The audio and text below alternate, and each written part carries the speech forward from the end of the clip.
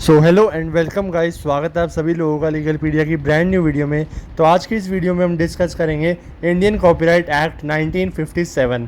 तो आइए शुरू करते हैं और देखते हैं हम कौन कौन से टॉपिक्स कवर करने जा रहे हैं इसकी वीडियो में।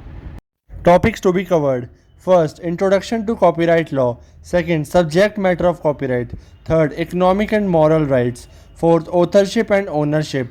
Fifth, term of copyright. Sixth, assignment licensing. Seventh, infringement and remedies. Eighth, exceptions, fair dealing. And ninth, issues in digital copyrights. तो आइए शुरू करते हैं। हमारा सबसे पहला टॉपिक आता है introduction to copyright law. Copyright is a set of exclusive rights granted to the author और creator of an original work, including the right to copy, distribute and adapt the work. Copyright क्या है? एक ऐसी exclusive right है जो किसको मिलती है? चाहे तो किसी भी ओरिजिनल वर्क के ऑथर को या क्रिएटर को, जिसमें राइट टू कॉपी होता है, डिस्ट्रीब्यूट होता है और अडेप्ट द वर्क होता है। कॉपीराइट एक सर्टेन पीरियड के लिए लास्ट करता है, उसके बाद वो पब्लिक डोमेन के लिए छोड़ दिया जाता है ताकि पब्लिक डोमेन का जनरल पब्लिक का फ़ायदा हो सके उस वर्क से।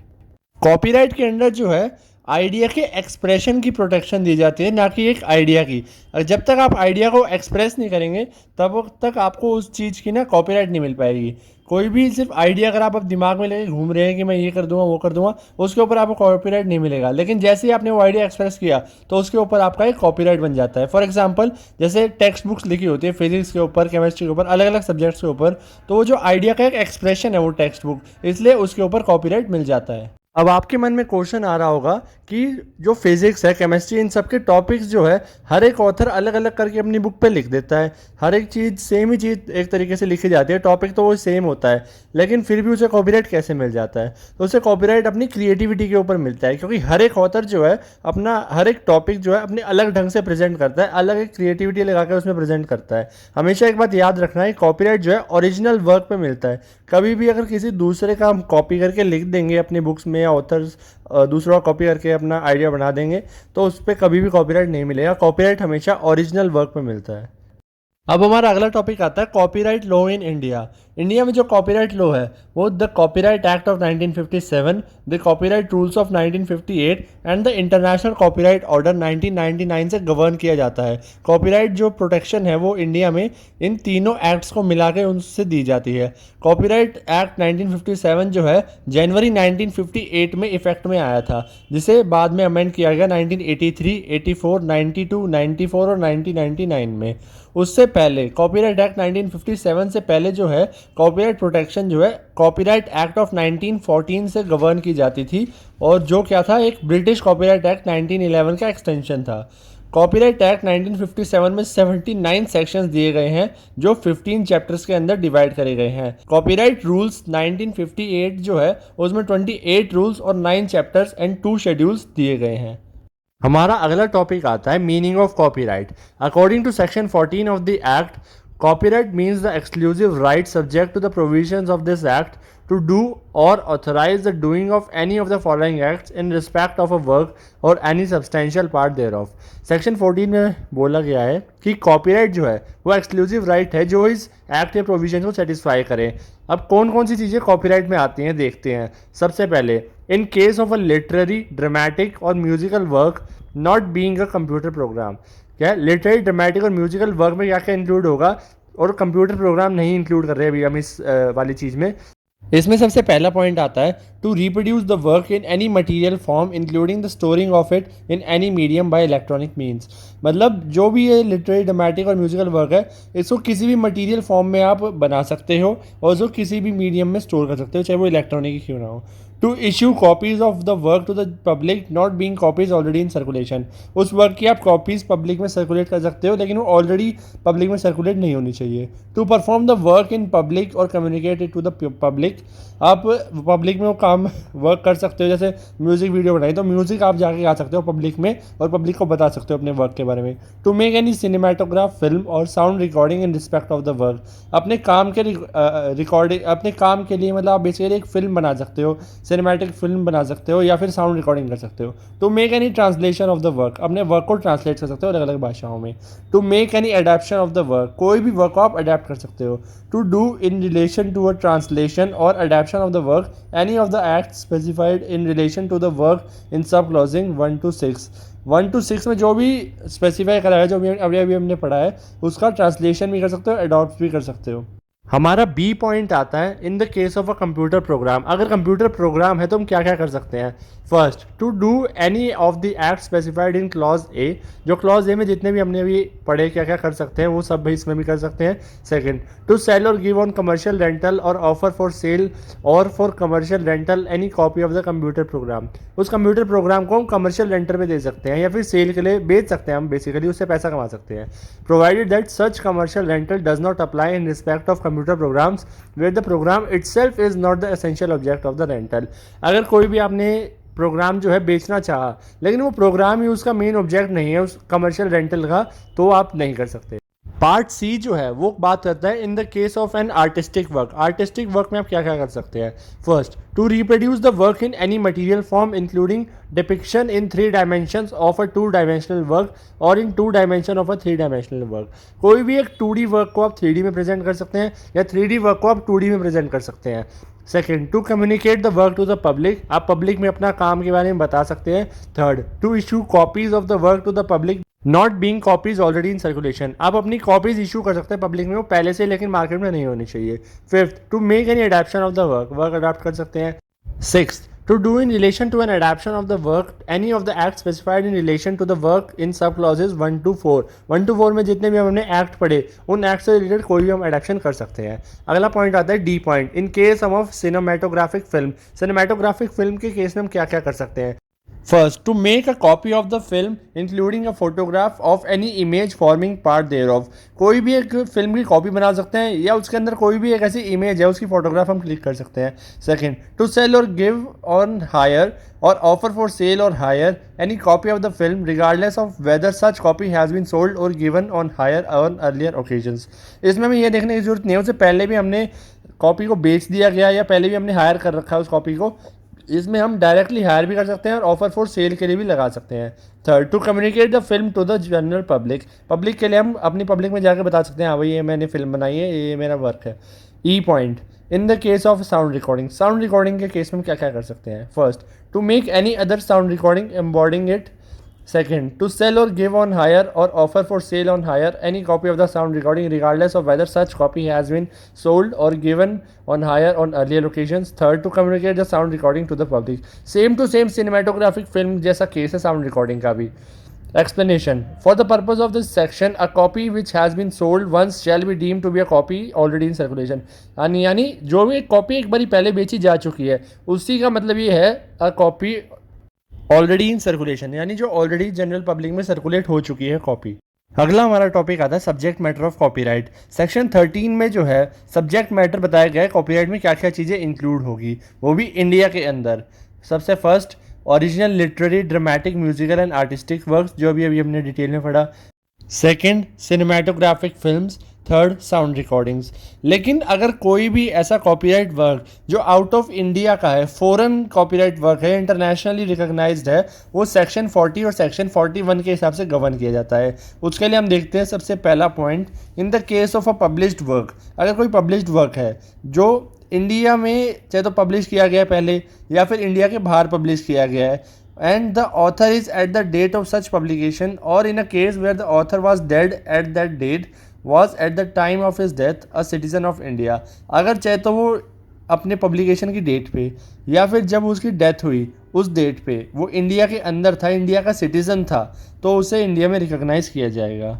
Second, in case of an unpublished work other than a work of architecture, the author at the date of the making of the work a citizen of India or domiciled in India। अगर कोई unpublished work है और architecture से अलग है तो author जो है जब वो वर्क किया गया तो सिटीजन ऑफ इंडिया होना चाहिए, डोमिसाइल होना चाहिए इंडिया का। Third, in case of a work of architecture the work is located in India. अगर कोई आर्किटेक्चरल वर्क है तो वो इंडिया में लोकेटेड होना चाहिए। Copyright shall not subsist, copyright का मतलब नहीं माना जाएगा। First, in any cinematographic film if a substantial part of the film is an infringement of the copyright in any other work, अगर सिनेमाटोग्राफिक फिल्म का कोई ऐसा पार्ट है जो दूसरे चुरा के आपने डाल दिया तो कॉपीराइट में मतलब कॉपीराइट प्रोटेक्शन नहीं मिलेगी आपको उसके ऊपर। Second, in any sound recording made in respect of a literary, dramatic और musical work if in making the sound recording the copyright in such work has been infringe, अगर आपने किसी और का कॉपीराइट इन्फ्रिंज किया है लिटरेरी, ड्रामेटिक, म्यूजिकल वर्क में या साउंड रिकॉर्डिंग में तो भी आपको कॉपीराइट प्रोटेक्शन नहीं मिलेगी। The copyright in a cinematographic film और a sound recording shall not affect the separate copyright in any work in respect of which or a subtending part of which the film or as the case may be the sound recording is made. In case of a work of architecture, copyright shall subsist only in artistic character and design and shall not extend to process or methods of construction. अगला हमारा topic आता है economic and moral rights. Economic rights जो है वो section 14 of copyright act 1957 में दी गई हैं। इकोनॉमिक राइट्स कौन सी राइट्स होती हैं? जिससे ऑथर जो है इकोनॉमिक बेनिफिट्स ले सके अपने कॉपीराइटेड वर्क से, कॉपीराइटेड वर्क जो है उससे थोड़ा बहुत पैसा कमा सके। The section provides that it is the exclusive right of the author to do or authorize the doing of the acts provided thereunder. The important rights generally recognized by all types of work under the Indian statute that attracted much judicial interpretation include reproduction rights, right of distribution and the right to communicate work to the public. ज़्यादातर जो judicial फैसले होते हैं ना वो इस बात पे होते हैं कि रिप्रोडक्शन राइट्स कौन से हैं, डिस्ट्रीब्यूशन राइट्स कैसे हैं और communication work to the public rights कैसे हैं। नेक्स्ट है इकोनॉमिक राइट्स के बाद आता है मॉरल राइट्स। मॉरल राइट जो है सेक्शन 57 में दिया गया है। Moral rights are the English translation of the French phrase droit moral. They are in addition to the economic rights and they are inalienable. Moral rights जो है एक safe guard की तरह एक्ट करती है पर्सनल और रेपुटेशनल राइट्स का। और मॉरल राइट जो है ना ऑथर को एक तरीके से डिफेंड करने का ऑप्शन देती है integrity of their work and use of their names. Section 57 of the Act, independent of the author's copyright and even after the assignment, either wholly or partially of the said copyright, the author of a work shall have the special right, first, to claim the authorship of the work, second, to restrain or claim damages in respect of any distortion, mutilation, modification or other act about the said work. मतलब moral rights क्या है कि भाई author अपनी जो right है copyright protection है, copyright को अपना बचा भी सके और अगर कोई उसका मिसयूज़ कर रहा है तो उसके खिलाफ एक्शन भी ले सके। अगला हमारा कंसेप्ट आता है ऑथरशिप एंड ओनरशिप। ये बहुत ही इंपॉर्टेंट कंसेप्ट है इंडियन कॉपीराइट एक्ट के अंदर।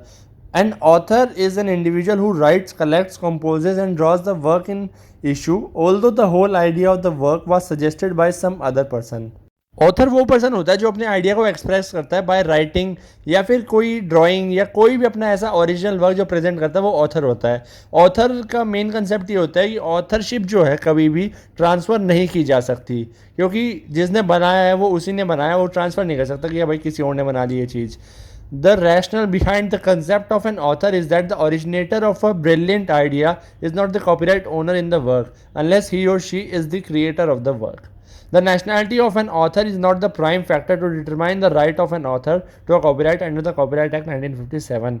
ऑथर की जरूरी नहीं है नेशनैलिटी डिपेंड करेगी कि भाई अगर वो इंडियन नेशनल होगा या किसी और देश का नागरिक हो तभी उसे कॉपीराइट मिलेगा या मतलब ऑथरशिप का राइट उसे मिलेगा। ये इंडियन कॉपीराइट एक्ट में नहीं दिया गया है। नेशनैलिटी के बेसिस पे नहीं डिफाइन किया जाएगा ऑथरशिप राइट किसके पास है। ओनरशिप इन कॉपीराइट जो है वो एक अलग कंसेप्ट आ जाता है। Ownership in physical material in which work is fixed. Ownership एक टोटली अलग चीज़ है। जो ऑथर होता है जनरली क्या होता है वही फर्स्ट ओनर होता है copyright of a work. A person owing a book may not be the owner of the copyright of the book. अगर मैंने बुक खरीदी इसका मतलब ये नहीं है कि मैं उस कॉपीराइट जो है उस बुक का उसका मैं ओनर हो गया हूँ। आइए इस चीज़ को क्लियर करने के लिए एक एग्जांपल समझ लेते हैं।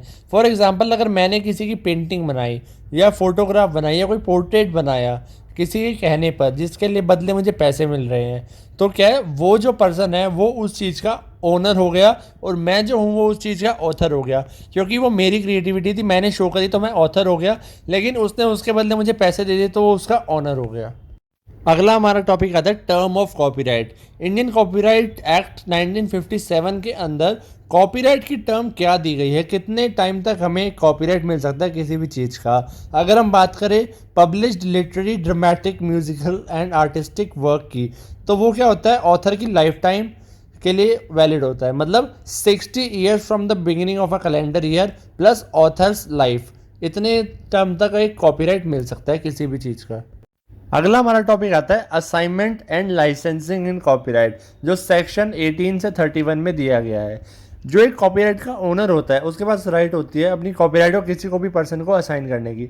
उस असाइनमेंट का इफेक्ट क्या होता है, जिसको भी वो वर्क असाइन किया गया है वो एक तरीके से ओनर बन जाता है उस वर्क का। लेकिन a mere grant of right to publish and sell the copyrighted work amounts to publishing right and not the assignment of copyright। अगर मैंने किसी को अपने copyrighted work का पब्लिश करने के लिए या सेल करने के लिए कॉपीराइटेड वर्क का मतलब एक तरीके से राइट दी है तो उसे पब्लिशिंग राइट कहते हैं, उसे असाइनमेंट नहीं कहते। असाइनमेंट जो है कभी भी विड्रॉ किया जा सकता है और चाहे तो जैसे कॉपीराइट वर्क का कुछ एक हिस्सा असाइन किया जा सकता है पूरा ना हिस्सा करके। Where the assignee of the copyright becomes entitled to any right comprised in the copyright he shall be treated as the owner of the copyright in respect of those rights. The assigner shall also be treated as the owner of the copyright with respect to unassigned rights.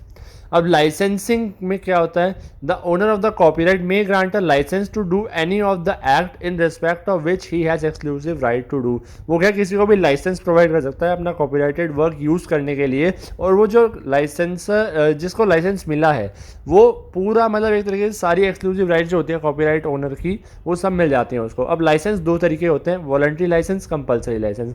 Voluntary licence क्या होता है, जब जो copyright holder है वो अपनी मर्जी से लाइसेंस प्रोवाइड करे। सेकंड होता है कंपलसरी लाइसेंस, जब गवर्नमेंट जो है बीच में इंटरवीन करके कंपलसरी लाइसेंस इशू करवाए ताकि पब्लिक का फायदा हो सके। किसी मान लो कोई ऐसी बुक बना दे जिससे पब्लिक का फायदा हो सकता है, पढ़ के पब्लिक को कुछ ज़्यादा बढ़िया नॉलेज मिल सकती है, तो कंपलसरी लाइसेंस इशू कर देती है गवर्नमेंट की, भाई वो सबके बेनिफिट के लिए यूज़ हो सके। अगला हमारा टॉपिक आता है infringement and remedies under copyright, section 50 से 61 में जो दिए गए हैं। कॉपीराइट इन्फ्रिंजमेंट आजकल बहुत ज़्यादा एक सीरियस इशू बन गया है मॉडर्न वर्ल्ड में, जो बहुत ही आमतौर पे होता रहता है। कॉपीराइट इन्फ्रिंजमेंट तब होता है जब एक पर्सन इंटेंशनली या अनइंटेंशनली कॉपीज़ बना ले किसी दूसरे के वर्क की, किसी दूसरे की क्रिएशन को हम कॉपी करके अपना बता दे तो उसे कॉपीराइट इन्फ्रिंजमेंट कहते हैं। उसके लिए क्या क्या रेमेडीज़ दी गई है कॉपीराइट एक्ट 1957 में। Number 1, imprisonment up to 3 years but not less than 6 months, मतलब कम से कम 6 महीने और ज़्यादा से ज़्यादा 3 साल की सज़ा हो सकती है, आपको जेल हो सकती है। Fine which may be not less than 50,000 but may extend up to 2 lakhs, कम से कम 50,000 का जुर्माना या ज़्यादा से ज़्यादा 2 लाख तक वो हो सकता है। Search and seizure of infringing goods, अगर कोई भी ऐसा इन्फ्रिंजिंग गुड्स मिला है उसको ढूंढ के उसका एक तरीके से सीजर किया जा सकता है, उसको जब्त किया जा सकता है। 4th, delivery of infringing goods to the copyright owner, जो भी इन्फ्रिंजिंग गुड्स थे उसको कॉपीराइट ओनर के पास डिलीवर किया जा सकता है।